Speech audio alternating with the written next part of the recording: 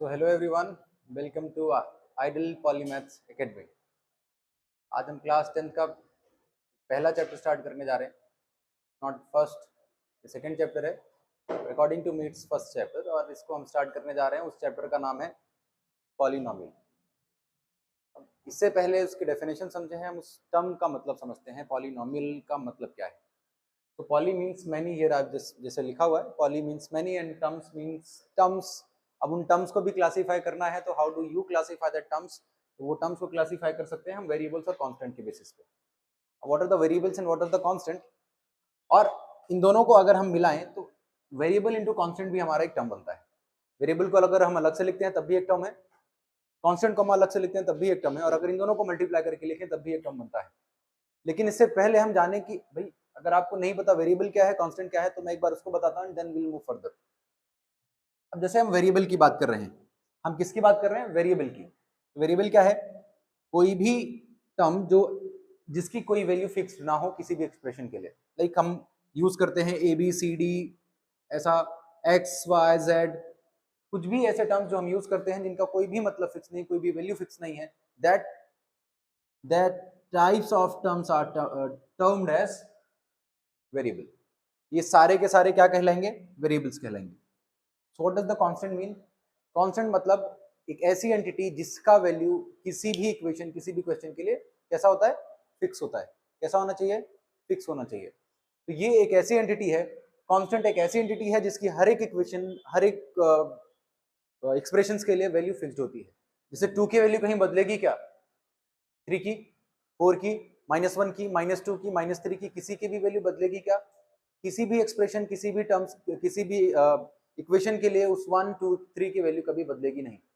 That types of terms are termed as constant. जैसे -2, -100, 50, 60, like pi. Pi is a constant, pi की value fixed होती है 22/7, 3.14 and so on. ये सब क्या कहलाते हैं? ये कहलाते हैं कांस्टेंट्स। अब अगर इन्हीं को हम आपस में मिला दें, क्या कर दें, ये भी पॉलिनोमियल्स हैं, ये भी पॉलिनोमियल है। अब आप कह रहे हो मेनी टर्म्स डजंट मीन कि वो सिर्फ बहुत सारे टर्म से बनेगा। इधर बगल में मैंने कुछ और भी लिखा है, types of polynomial on the basis of terms and on the basis of power. तो ये बाद में समझेंगे, उससे पहले हम समझते हैं इसका मतलब समझा हमने, इस वर्ड का मतलब क्या है। पॉलिनोमियल का मतलब क्या है? Poly means many and nomials means terms होता है। दैट मैंने उधर टर्म्स एंड टर्म्स लिखा है, नॉमियल्स का मतलब होता है टर्म। क्या होता है? नॉमियल्स का मतलब होता है टर्म। नॉमियल्स मतलब टर्म्स। क्लासीफाई कर सकते हो, बड़ा आसान है। अब हमने समझा पॉली मींस तो मैनी, बड़ा सिंपल सा है कि बहुत सारे होंगे। टर्म्स को हमने समझा in form of variables and constants. Variable ऐसे टर्म्स होंगे, वो वेरिएबल्स होंगे, इस तरीके के टर्म्स होंगे, वो कांस्टेंट होंगे। अगर हम दोनों को मिला दें, व्हाट इफ अगर हम दोनों को मिला दें, क्या हो? अगर हम दोनों को मिला दें मतलब दोनों का मल्टीप्लीकेशन कर दें by the fundamental operation multiplication, ना कि एडिशन, ना कि सब्ट्रैक्शन। बात की बात है, उससे हम करेंगे। लेकिन अभी के लिए जब हम पॉली मींस, जब हम टर्म्स की बात करते हैं, एक अकेले टर्म की बात करते हैं, वहां पर दोनों का मल्टीप्लीकेशन भी होता है। जैसे वी हैव ए एंड 2, अगर मैं इसको a और 2 को आपस में मल्टीप्लाई कर दूं तो ये -2a बन जाएगा। अगर इस b और 100 को मल्टीप्लाई कर दूं -100b बन जाएगा। ये c और 50 को मल्टीप्लाई कर दूं 50c बन जाएगा। ये तरीके के टर्म्स क्या कहलाते हैं? Multiplication of variables and constants. ये क्या कहलाते हैं? Multiplication of variables and constants. Simple है, समझ आया? तो उसी तरीके से अब ये पॉलिनोमियल है क्या, थोड़ा सा उसकी डेफिनेशन समझते हैं। An algebraic expression where power of each variables, variable आप समझ गए क्या है? Power of each variables, power of each variable is a whole number. Whole number क्या होता है? बगल में लिखा है 0, 1, 2, 3 एंड सो ऑन। सारे के सारे positive number starting from 0 are termed as whole number. तो इन वेरिएबल्स की पावर कितनी होनी चाहिए? कैसी होनी चाहिए भाई? वेरिएबल की पावर कितनी होनी चाहिए? होल नंबर होनी चाहिए। ठीक है, इन वेरिएबल्स की पावर होल नंबर होनी चाहिए। जैसे अगर मैं इसमें पावर लगा दूं 1, इसमें पावर लगा दूं 2, 3, इधर भी लगा दूं +1, 9, 1000, कुछ भी लगा दूं, ये सब के सब क्या है? They all are polynomials, they all are polynomials. ये तो टर्म्स भी हैं, और इन्हीं टर्म्स को मिला के बनता है क्या? पॉलिनोमियल। ठीक है, मूविंग फर्दर, समझ आइए, चलिए आगे बढ़ते हैं। ये डेफिनेशन मैंने लिखी ना, algebraic expression where power of each variable is a whole number. Variable आप समझ गए, पावर भी आप समझते हैं, जो एक्सपोनेंट के फॉर्म में लिखा जाता है, that expression is termed as power. तो होल नंबर होनी चाहिए सारे के सारे वेरिएबल्स की पावर, ना कि हम सिर्फ वेरिएबल की पावर देखेंगे, ना कि उसके कोफिशिएंट की, ना ही कांस्टेंट टर्म्स की, ना ही कोफिशिएंट्स की पावर देखेंगे, ना ही उनके टर्म्स की पावर देखेंगे। हम पावर किसकी देखेंगे? पावर किसकी देखनी है? वेरिएबल्स की। सिंपल है, खत्म यहां से।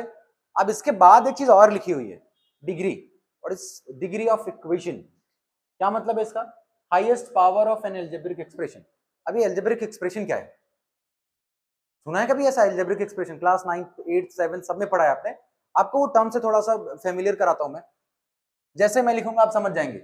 जैसे मैंने लिख दिया 2x plus 3 plus 3y plus 4, ये पढ़ा है कभी? ऐसा कुछ पढ़ा है क्या ये?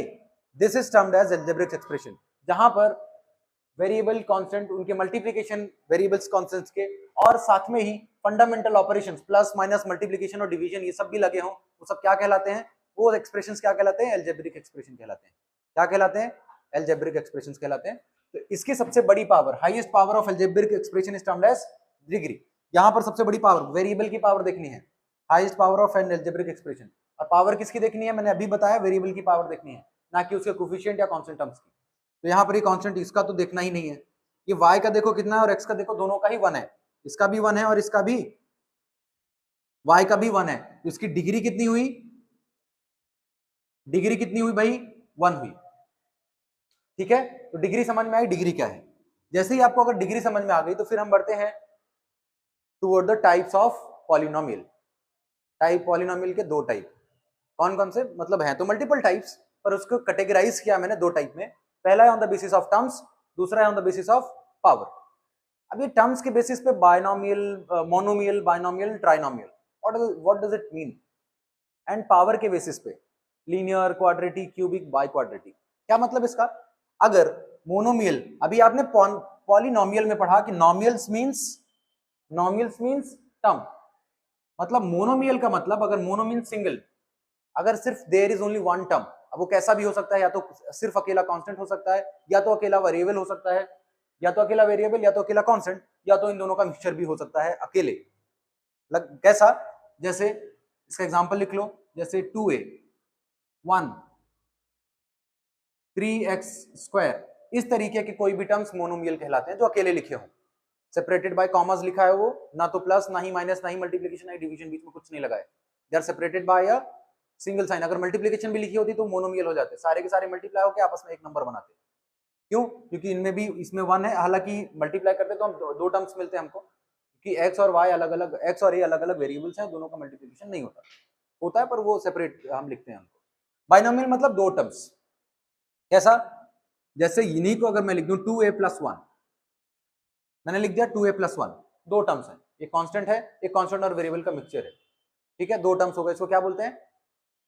On the basis of terms ही हो रहा है ना, दो term, single term, double term, तीन टर्म हो जाए तो ट्राइनोमियल।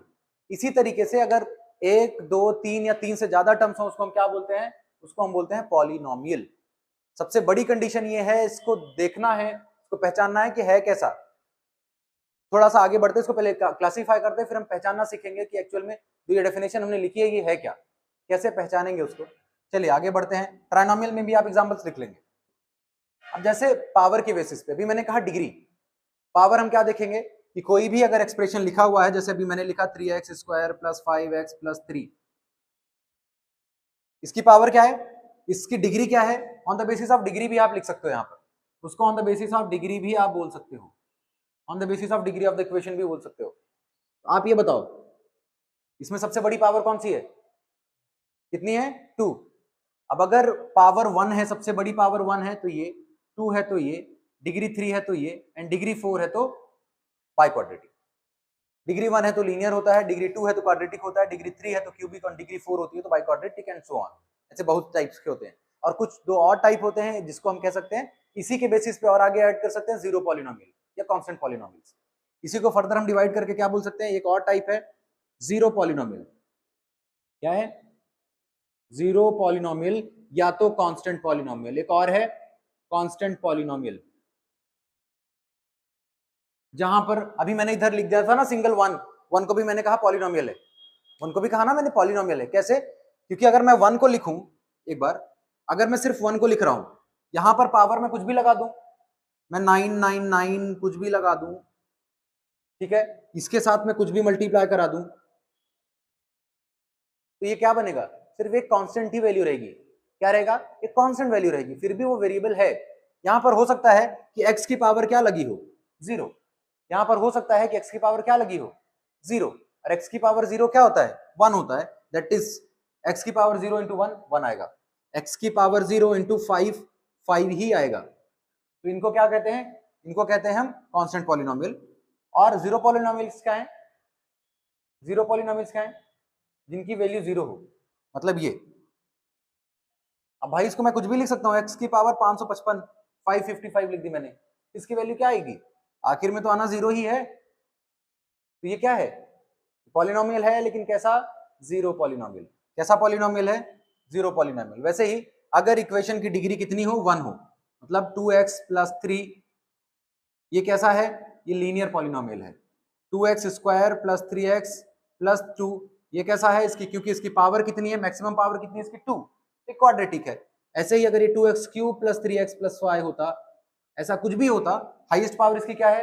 3 है, तो ये क्यूबिक पॉलिनोमियल होता। और अगर पावर 4 होती तो बाई क्वाड्रेटिक होता, एंड सो ऑन। ठीक है, बेसिकली हम बाई क्वाड्रेटिक तक ही पढ़ते हैं, मतलब पावर 1 2 एंड 3 हमारे लिए power max up to class 10 power 3 is much for us. Cubic polynomial थे कि बहुत है, हालांकि उसको भी उतना ज्यादा फर्दर हम पढ़ते नहीं है, हम पढ़ते हैं सिर्फ किसको? लीनियर और क्वाड्रेटिक को। इस पूरे क्लास 10 के अंदर हम लीनियर और क्यूबिक क्वाड्रेटिक को ही पढ़ेंगे, नॉट क्यूबिक। क्यूबिक आएगा तो कुछ क्वेश्चंस में आएगा, उसको सॉल्व करना है, वो सब अलग चीजें हैं।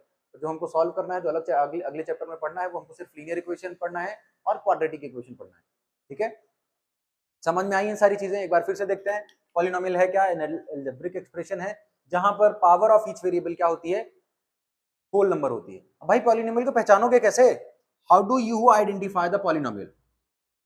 आइडेंटिफिकेशन कैसे करोगे? आइडेंटिफिकेशन कैसे करोगे? मैंने कहा पावर ऑफ वेरिएबल कितनी होनी चाहिए? एक होल नंबर होनी चाहिए। बताना जरा। मैं यहां दो तीन चीजें लिख दे रहा हूं, दो तीन पॉलिनोमियल्स लिख रहा हूं।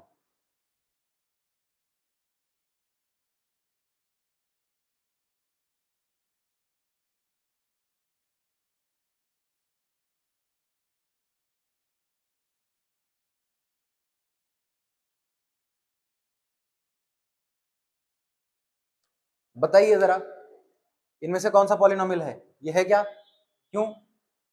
इसकी पावर क्या है? होल नंबर है। ये भी है क्या? हाँ, इसकी पावर इधर तो दिख रही है, ठीक ठाक दिख रही है, पावर क्या है? होल नंबर है। इधर भी तो एक वेरिएबल है, सारे वेरिएबल्स देखने हैं। पावर ऑफ ईच वेरिएबल, ध्यान देना, ईच वेरिएबल। इसकी पावर हम क्या लिख सकते हैं? अंडर रूट, स्क्वायर रूट है। इसकी पावर, एक्स की पावर मैं क्या लिख सकता हूं?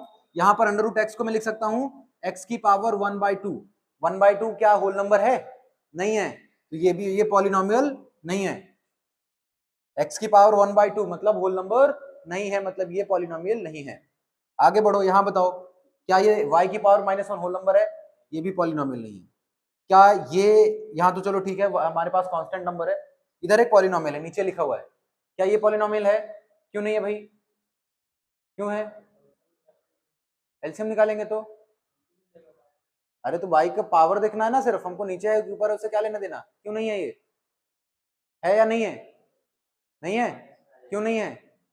अरे भाई आपने पढ़ा है ना, पहले कभी पढ़ा होगा, ए की पावर 1 ए की power m is equal to a की पावर -m हो जाती है। अरे जैसे ही y नीचे ऊपर जाएगा तो क्या हो जाएगा? y की पावर -1 हो जाएगी। और y की पावर -1 मतलब इट इज -1 क्या होल नंबर है? नहीं है, तो ये -1 क्या बनाएगा? इसको क्या कर देगा? नेगेटिव बना देगा, इसकी पावर को नेगेटिव बना देगा, मतलब होल नंबर नहीं है, तो ये भी पॉलिनोमियल नहीं है। ठीक है, समझे? समझ में आया भाई? चिराग समझ आया? चलिए आगे बढ़ते हैं, कुछ क्वेश्चंस करते हैं। आइडेंटिफिकेशन समझ आया कैसे आइडेंटिफाई करना है? पावर, सारे वेरिएबल्स की पावर होल नंबर होनी चाहिए, कुछ उसके अलावा कुछ भी नहीं। होल नंबर हुई तो मतलब ये क्या है? एक पॉलिनोमियल है। जो भी है उसको, अगर स्क्रीनशॉट लेना है, जो भी करना है ले लो, लिखना है लिख लो। ठीक है, चलिए मूविंग फर्दर, ये सारी चीजें समझ में आई, linear, quadratic, cubic, biquadratic, zero, constant, monomial, binomial and trinomial. चलिए आगे बढ़ते हैं, कुछ अब इसके ग्राफ के बारे में बात करते हैं। Graphs of different types of polynomial. पहला मैं बात करूंगा किसका, पहला मैं बात करूंगा लीनियर पॉलिनोमियल्स का ग्राफ। लीनियर पॉलिनोमियल्स का ग्राफ आप सबको याद है, आप अगर आप ग्राफ नहीं जानते हैं तो आप एक सेपरेट वीडियो बना दूंगा, आप लोग देख लेना। ये एक्स एक्सिस होता है, ये वाई एक्सिस होता है। ये एक्स का पॉजिटिव एक्सिस इस तरफ होता है, यहां पर ओरिजिन होता है, और इस तरफ वाई का नेगेटिव एक्सिस होता है। ठीक है, तो किसी भी इक्वेशन की डिग्री 1 मतलब वो लीनियर पॉलिनोमियल है। सिंपल है, किसी भी इक्वेशन की डिग्री 1 मतलब वो लीनियर पॉलिनोमियल है। और लीनियर पॉलिनोमियल का ग्राफ हमेशा एक स्ट्रेट लाइन बनता है, लेकिन उसके लिए भी एक कंडीशन, उसके लिए भी एक कंडीशन, पॉलिनोमियल के लिए भी उसकी एक कंडीशन है। क्या कंडीशन है वो, कि वो एक्स एक्सिस, आपको हमेशा में कुछ नहीं ध्यान देना, वाई एक्सिस भूल जाओ, आपको ये एक्स एक्सिस याद रखना है, पॉजिटिव और नेगेटिव दोनों तरफ। अगर वो लाइन एक्स एक्सिस को कहीं भी क्रॉस करके निकल रही है तभी वो पॉलिनोमियल का ग्राफ है, अदरवाइज इट इज नॉट। अगर वो एक्स एक्सिस को ऐसे क्रॉस करके निकल गई, मतलब एक बार किया, इसके जीरोस कितने हुए, एक, अब मान लो इसकी वैल्यूज कितनी है, -1, +1, 2, यहां पर आ गई 2, -2, तो यहां पर x की वैल्यू क्या आई हमारे पास जीरोस की वैल्यू क्या आई, -2 आ गई। हमको सिर्फ यही देखना है, हाँ सॉरी, ये -1। अगर आगे बढ़े, अब जैसे मान लो एक तो एक ग्राफ ये हो गया, ऐसा कोई भी ग्राफ हो, ऐसा कुछ ग्राफ हो, ये भी उसी का ग्राफ है, लीनियर होना चाहिए, एक सीधी लाइन होनी चाहिए, और सबसे बड़ी कंडीशन ये है कि वो एक्स एक्सिस को क्रॉस करके निकलना चाहिए। तो आप लोग ये ठीक है, किया क्रॉस उसने, चलो एक कंडीशन जरा बताना थोड़ा सा मुझे, क्या ये एक लीनियर का ग्राफ है, क्यों नहीं है भाई, क्योंकि इसने एक्स एक्सिस को क्रॉस नहीं किया है, इसने एक्स एक्सिस को कहीं भी क्रॉस नहीं किया है, बोल सकते हैं आप, इसमें सिर्फ मेरी आवाज सुनाई देगी, ठीक है, नॉइज कैंसिलेशन है, वहां तक की आवाज बहुत कम आएगी, इसलिए लगेगा कुछ बच्चे बोल रहे हैं, ठीक है। तो यहाँ इसने क्या किया है, एक्स एक्सिस को क्रॉस नहीं किया, इंटरसेक्ट नहीं किया, इसलिए it is a graph of, क्या ये ग्राफ है, ये ग्राफ पॉलिनोमियल का है ही नहीं, ठीक है। आगे बढ़ते हैं, ये तो हो गया लीनियर का, बिल्कुल बिल्कुल आगे बढ़ते हैं, तो मैं बता रहा हूं ये लीनियर का ग्राफ हो गया। इसके बाद सेकंड ग्राफ है हमारा, सेकंड टाइप क्या था, क्वाड्रेटिक, भाई डिग्री के हिसाब से क्वाड्रेटिक सेकंड टाइप था। अब क्वाड्रेटिक का ग्राफ देखते हैं, बिल्कुल शिवम आपके डाउट्स क्लियर किए जाएंगे। फिर से वही एक्स एक्सिस वाई एक्सिस, ध्यान में क्या रखना है आपको, एक्स एक्सिस ध्यान रखना है, क्या ध्यान देना है, एक्स एक्सिस को ध्यान देना है। और एक्स एक्सिस को ध्यान में रखते हुए, जिस तरीके से आप अपनी पढ़ाई को ध्यान में नहीं रखते हैं, लेकिन एक्स एक्सिस को रखना पड़ेगा, ठीक है। एक्स एक्सिस को ध्यान में रखते हुए यहां पर बनता है एक पैराबोला, यहां पर बनता है एक कर्व, एक पैराबोला। तो यहां भी वही कंडीशन, एक बार क्रॉस किया मतलब लीनियर का ग्राफ था, अब 2 बार क्रॉस करेगा तब तो क्वाड्रेटिक का ग्राफ हुआ ना। अब 2 बार, यहां कंडीशन क्या है, उसको 2 बार क्रॉस करना चाहिए, ऐसे ऐसे, ठीक है, इस तरीके से, एक बार 2 बार किया इसने, मतलब एक्स की 2 वैल्यूज होंगी, यहां पर इस तरफ माइनस में 2 वैल्यूज होंगी, और इस तरफ इस वाले के प्लस में 2 वैल्यूज होंगी, ठीक है। और अगर कोई ग्राफ ऐसा बन जाए, अगर कोई ग्राफ एक्स एक्सिस और वाई एक्सिस में ऐसा बन जाए जो यहां से हो, उसकी एक वैल्यू एक्स माइनस पे होगी, क्योंकि यहाँ पर एक्स इस तरफ माइनस में होता है और इस तरफ प्लस होता है, तो एक जीरो, 2 जीरोज होंगे क्वाड्रेटिक के, तो पहला जीरो प्लस में है, एक जीरो माइनस में है, ठीक है। ये बनता है क्वाड्रेटिक का ग्राफ। ये बिल्कुल भी ग्राफ नहीं है उसका, नहीं नहीं बिल्कुल भी नहीं है। ये तो हो गए कुछ, चलो 2 बार कर दिया तो ठीक था, एक स्पेशल केस है ना, जैसे क्लास में कुछ लाडले बच्चे होते हैं, वैसे ही पॉलिनोमियल के ग्राफ है, एक लाडला ग्राफ है यहाँ। कौन सा ग्राफ, ये वाला, बताओ ये किसका ग्राफ है, क्वाड्रेटिक का है, क्यूबिक का है, लीनियर का है, किसका है, अभी क्यूबिक तुमने पढ़ा ही नहीं है, क्वाड्रेटिक का है क्या भाई, मैंने कहा 2 बार करना चाहिए, ये तो एक ही बार कर रहा है, ये तो एक ही बार कर रहा है ना भाई। यहां पर ये स्पेशल केस, इसीलिए इसको मैंने कहा, इसको मैंने क्या कहा, स्पेशल केस इसीलिए कहा क्योंकि यहां पर दोनों एक्स, दोनों जीरोस की वैल्यू सेम होगी, क्वाड्रेटिक इक्वेशन की दोनों जीरोस की वैल्यू यहां पर सेम होगी, इसीलिए दोनों एक ही जगह पे कोइंसाइड कर रहे हैं एक दूसरे को, कोइंसाइडिंग ईच अदर, एक दूसरे के ऊपर बने हुए हैं, इसीलिए ये एक स्पेशल केस ग्राफ है। अधिकतर आपको कंफ्यूज करने के लिए यही पूछता है, ठीक है। ग्राफ समझ गए, क्वाड्रेटिक का समझ गए,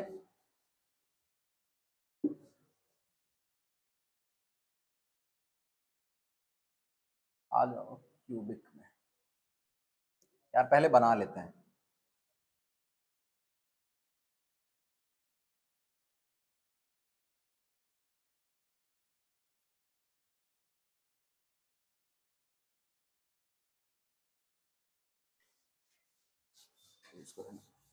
अब आ जाओ, हम आते हैं अब ग्राफ किसका देखते हैं ग्राफ। अब ग्राफ की बारी है क्यूबिक की। क्यूब मैंने क्या कहा, लीनियर मतलब 1, क्यूबिक क्वाड्रेटिक मतलब 2 एंड क्यूबिक मतलब 3। तो 3 जीरोस मतलब 3 बार इंटरसेक्ट करना पड़ेगा एक्स एक्सिस को। किया इसने, एक बार किया, 2 बार किया और 3 बार किया कि नहीं। एक्स एक्सिस यही है, वाई है हमारा, ये एक्स एक्सिस को 3 बार इंटरसेक्ट किया, मतलब ये किसका ग्राफ है, ये किसका ग्राफ है, क्यूबिक पॉलिनोमियल का। एंड सो ऑन, ऐसे 4 बार करेगा, 5 बार करेगा, 5 बार करेगा तो 4 ही बार। क्या मतलब है, जरूरत ही नहीं है इन सबको पढ़ने की। आप बहुत आगे चल के इनको पढ़ोगे, आपकी जरूरत मैंने पहले ही बता दी है। जरूरत कहाँ तक की है, सिर्फ क्वाड्रेटिक तक की है, उतना समझो, उतना ही, ज्यादा दिमाग में लोड देने की जरूरत नहीं है। बस समझना आना चाहिए आपको, आपको पता होना चाहिए है क्या चीज। चलिए अब हम कुछ क्वेश्चंस कर लेते हैं। Moving toward your exercise, exercise number 1 करते हैं। कुछ क्वेश्चंस हैं जिसमें will have to identify the polynomials, ठीक है, वो करते हैं। अब कुछ questions on the basis of polynomial, बाकी मल्टीप्लिकेशन, एडिशन, सब्ट्रैक्शन आपको आता है, थोड़ा सा डिवीजन कर लेते हैं। एक क्वेश्चन डिवीजन का कर लेते हैं, आपको थोड़ा सा बेसिक आइडिया हो जाएगा कि कैसा डिवीजन होता है। थोड़ा बड़ा क्वेश्चन लिया है मैंने, और इस तरीके का क्वेश्चन लिया जिसमें सारे के सारे तरीके हम एक ही बार में पढ़ पाए। जैसे क्वेश्चन है हमारा, find the quotient and remainder on dividing 5x cube x की power 5, 5x plus 3x square plus 5x cube plus 3 by 4x plus 4x square plus 2। अब आप क्या करेंगे, जैसे आपको अगर इसकी आइडिया नहीं है तो आप, अगर डिवीजन भी आता है तो आप सीधा रख के सॉल्व करना शुरू कर देंगे। ऐसा बिल्कुल भी नहीं करना है। The first, very first step is, आपको यहाँ मैंने सॉल्यूशन में लिखा है कि arrange them in descending order. सबसे पहली चीज, उनको डिसेंडिंग ऑर्डर में आप अरेंज करेंगे उनकी पावर्स के हिसाब से। सबसे बड़ी पावर इसमें x की पावर 5 थी, पहले उसको लिखा। सबसे फिर उसके बाद x की पावर 4 हमारे पास नहीं, हमारे पास x की पावर 3 है, उसको सबसे पहले लिखेंगे। फिर x की पावर 2 है, उसको लिखेंगे। फिर x की पावर 1 है, उसको लिखेंगे। देन सबसे आखिरी में प्रेसिडेंस होता है कांस्टेंट नंबर्स का, उनको हम आखिरी में लिखते हैं। पावर्स की सबसे पहली प्रेसिडेंस होती है, जिनकी सबसे बड़ी पावर उनको हम पहले लिखते हैं। सेम यहाँ भी ये ऑर्डर्ड नहीं है, इसको भी सबसे पहले डिसेंडिंग ऑर्डर में अरेंज करेंगे। एक्स स्क्वायर को पहले लिखेंगे, फिर 4x को लिखेंगे, फिर हम 2 को लिखेंगे, ठीक है। उसके बाद जो हमको करना है वो एक्चुअल डिवीजन हमको स्टार्ट करना है यहाँ पर। जैसे आप पहले डिवीजन करते थे उसी तरीके से हम डिवीजन स्टार्ट करते हैं। x की power 5 plus 5x cube plus 3x square plus 5x plus 3 हमने लिख दिया। और यहाँ पर हम सेम डिवीजन, कुछ भी, कोई भी ऑल्टरनेशन नहीं कर रहा हूं मैं, जैसा आप पहले करते थे वैसा ही आज भी करेंगे। बस यहाँ पर, वहां पर 1 2 3 की जगह यहाँ पर पॉलिनोमियल्स आ गए, यहाँ पर अलजेब्रिक एक्सप्रेशंस आ गए। प्लस 4x प्लस में वी हैव 2। करना कुछ नहीं है, मतलब करना तो बहुत कुछ है, लेकिन ना करने के लिए आपको मैं इसलिए कहता हूँ कि ज्यादा दिमाग नहीं लगाना है, आपको सिर्फ छोटी सी दिमाग लगानी है। क्या करना है, इसका पहला टर्म उठाना है और इसका पहला टर्म उठाना है। इसका पहला टर्म क्या है, x की पावर 5 है, और इसका पहला टर्म क्या है, एक्स स्क्वायर। दोनों को आपस में डिवाइड कर देंगे, इसकी 2 पावर इसकी 5 पावर से सब्ट्रैक्ट होगी तो बचेगा इसके पास 3 पावर, और वही यहाँ पर हमारे क्वेश्चन में लिखना है। सबसे पहला है x की पावर 3, क्योंकि वहां पर हमको क्या मिला है, x की पावर 3। इस x की पावर 3 को यहाँ पर लिखे हुए अलजेब्रिक एक्सप्रेशन से टोटली मल्टीप्लाई कर देना है। जैसे ही हमको इससे मल्टीप्लाई करेंगे, हमको मिलेगा x की पावर 2 प्लस 3 5 मिल जाएगा। x की पावर यहाँ तो 4 है, सबसे पहले 4 लिख दो। x की पावर 3 और x की पावर 1 मल्टीप्लाई में 3 प्लस 1 4 मिल जाएगा। यहाँ पर 4 जैसा कोई टर्म नहीं है, इसको हम बगल में ऐसा एकदम आखिरी में लिख देंगे, प्लस 4x की पावर 4 लिख देंगे। x क्यूब जैसे ही 2 से मल्टीप्लाई होगा तो हमको मिलेगा 2x क्यूब। क्या मिलेगा, 2x क्यूब। और यहाँ पर हम एक, यहाँ सबसे फॉर्मल, इससे पहले भी हमने कई बार पढ़ा है कि सबसे पहली चीज क्या करते हैं, ये सब निकालने के बाद हम डिवीजन करते हैं। डिवीजन में सब्सट्रैक्शन करते हैं। यहाँ जैसे ही हम सब्ट्रैक्ट करने की कोशिश करेंगे, सबकी साइन चेंज हो जाएंगे। ये प्लस में है, ये माइनस में हो जाएगा, प्लस में है माइनस में हो जाएगा, और ये भी माइनस में हो जाएगा। ये दोनों कैंसिल हो जाएंगे, आ जाएगा यहाँ पर 0। ये दोनों प्लस माइनस माइनस बनाएंगे, 5 माइनस 2 आपका आएगा 3x क्यूब। लेकिन सबसे बड़ा नंबर अब हमारे पास 4x की पावर 4 है, वो भी माइनस में, तो सबसे पहले उसको लिखेंगे। यहाँ लिखेंगे माइनस 4x की पावर 4, और यहाँ पर plus minus minus greater number की साइन है, प्लस 3x क्यूब है। नीचे से हमारे पास आ गया plus 3x square plus 5x plus 3। अब आप तो कह दोगे सर ऐसा तो डिवीजन में होता नहीं था कि हम सारे नंबर एक साथ लिख लें। भाई यहाँ पर बीच में प्लस माइनस लगा हुआ है, हम कितना भी लिख लें हमारे ऊपर है। जितना आएगा, जितना ऑपरेशन में इस्तेमाल होगा, हम उतनों को इस्तेमाल करेंगे, बाकियों को हम अलग रहने देंगे। फिर वही प्रोसेस अगेन कब करना है आपको, फिर ये पहला टर्म और ये पहला टर्म उठाना है। फिर दोनों पहले टर्म्स को डिवाइड करना है, माइनस एक्स की power 4 upon x square, power 2 से 2 माइनस हुआ, यहाँ बचा माइनस एक्स की पावर 2, माइनस भी साथ में है, ध्यान इस चीज का देना है। यहाँ पर हम एक्स की पावर एक्स स्क्वायर को लिखेंगे वो भी माइनस में। जैसे ही हमने इस एक्स स्क्वायर को यहाँ एक्स स्क्वायर में मल्टीप्लाई किया, ये बन गया माइनस एक्स की power 4। Sorry, we have here is a 4 also. तो इन दोनों का पहला टर्म उठाना है, इसका और इसका पहला टर्म। इसका पहला टर्म है एक्स 4x की पावर, इसका पहला टर्म है माइनस 4x की पावर 4 और इसका पहला टर्म है एक्स स्क्वायर। दोनों की पावर कैंसिल होंगी, पावर 2 हो जाएगी और ये बचेगा माइनस 4x की पावर 2। यहां लिखोगे माइनस 4x की पावर 2। क्या लिखोगे? माइनस 4x की पावर 2। इसको मल्टीप्लाई किया, जैसे इसे मल्टीप्लाई किया माइनस 4x की पावर 4 हो गई। फिर 4 4 16 हुई, वो भी माइनस वाली। 16x और एक 3 मतलब x की पावर 3 हो गई। यहाँ पर 1 है, यहाँ पर पावर 2 है, 2 + 1 3, 4 1 4, 16 4 4 16 एंड x की पावर 3 प्लस 2 4 8, वो भी माइनस में 8x square. Again we have to do subtraction, जितनी साइंस हैं सारी की सारी चेंज होंगी। ये प्लस, ये माइनस था तो ये भी प्लस और ये भी प्लस। इन सबको सेपरेट करने पर हमको क्या मिला? 4 से 4 माइनस 4x की पावर 4 और प्लस 4x की पावर 4 दोनों आपस में सब्ट्रैक्ट होकर 0 होगी। यहाँ क्या आया? 3 और प्लस 16 दोनों ही प्लस में है, कितना बन जाएगा? 19x cube. ये दोनों फिर प्लस हो गए, 8 + 3 कितना बन गया? 11x square plus 5x + 3। फिर दोनों के पहले टर्म्स उठाइए, फिर दोनों के पहले टर्म्स उठाइए। इधर पहला टर्म क्या है हमारे पास? 19x cube, 19x cube upon x square. एक 2 से 1 माइनस हुई, ये पूरी इसकी पावर गायब होगी, प्लस 19x बचा हमारे पास। यहाँ लिख देंगे प्लस 19x। इसको इससे मल्टीप्लाई करेंगे, x into x, x cube बनेगा, और 19 इंटू 19x क्यूब प्लस में 19 इंटू 4 कितना बनेगा? फट से बताओ कितना बना भाई? 76x square. 19 इंटू 2 कितना बना? 38 और x, यहां पर x लगा हुआ है, x लगा देंगे, प्लस 3 अभी भी हमारे पास एक्स्ट्रा बचा हुआ है। फिर वही माइनस करेंगे तो सबकी साइन चेंज हो जाएगी, ये दोनों फिर आपस में कैंसिल हुए, प्लस माइनस माइनस। 76 में 11 माइनस करेंगे, माइनस ग्रेटर नंबर की साइन 76 के साथ माइनस लेके आएगा, और 6 में 1 वी हैव 5 एंड 7 में 1 we have 6, 65 we have 65x square, वो भी कैसा? माइनस में। प्लस माइनस माइनस, 38 माइनस 5 कितना बचा हमारे पास? 33x plus 3।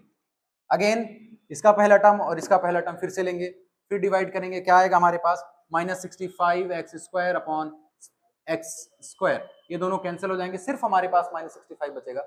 यहाँ पर लिखेंगे, यहाँ लिखेंगे plus 65, sorry not plus, we have minus here. अभी माइनस 65 को हम इस एक्स स्क्वायर से अगेन मल्टीप्लाई कराएंगे, आएगा माइनस 65x स्क्वायर माइनस, क्योंकि वहां माइनस है, माइनस 4 इंटू 65 260 280 260 ना, मेरे से गलत कैसे हो जाएगा? 260x, फिर माइनस में 65 into 2 130। Again we have to change their signs, plus and plus, ये दोनों कैंसिल हो गए। We have here is 260 minus 33 plus, अब हम 260 माइनस 33 227x, क्योंकि ग्रेटर नंबर प्लस है तो प्लस में रहेगा, यहाँ भी ग्रेटर नंबर प्लस में है, ये आ जाएगा 127। कितना जाएगा? सॉरी 133 प्लस 133, ये हमारा रिमाइंडर है, ये हमारा रिमाइंडर है। फर्दर डिवाइड क्यों नहीं कर पाएंगे? क्योंकि यहाँ पर x बड़ा, अब छोटा हो गया और ये बड़ा हो गया। जैसे ही हमारा रिमाइंडर इससे छोटा हो जाए तो हम क्या करेंगे? वहीं पर डिवीजन को रोक देंगे, और हमारा क्वोशंट क्या है? ये हमारा क्वोशंट है जो हमको चाहिए था, एंड रिमाइंडर ये हमारा रिमाइंडर है। ठीक है, that is it for the division. देख लो भाई, समझ में आया?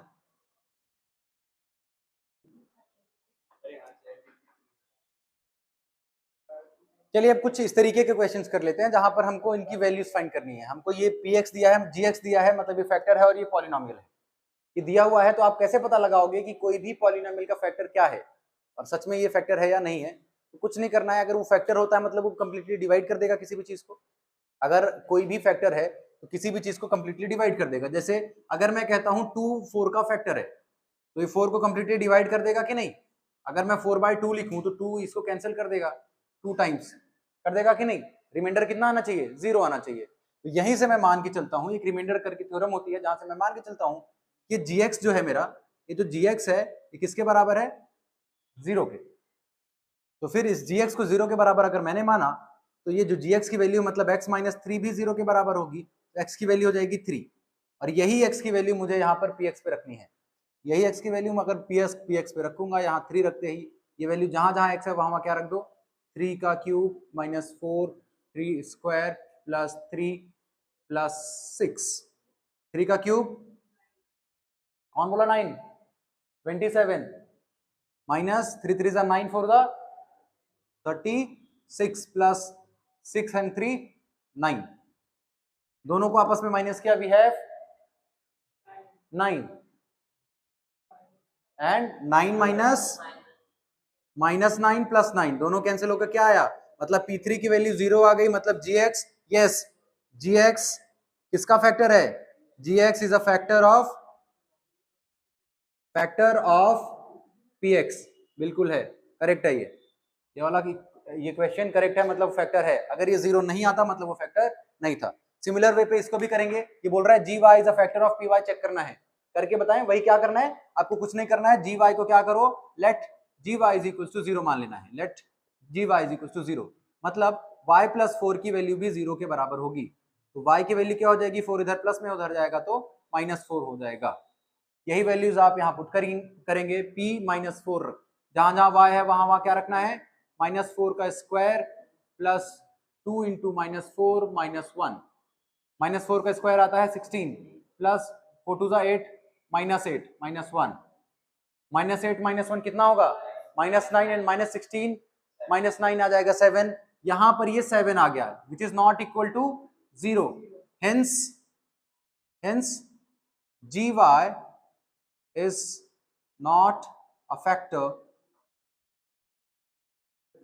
of py। खत्म। फैक्टर्स निकालना है तो आपको सबसे सिंपल स्टेप ये करना है, ठीक है।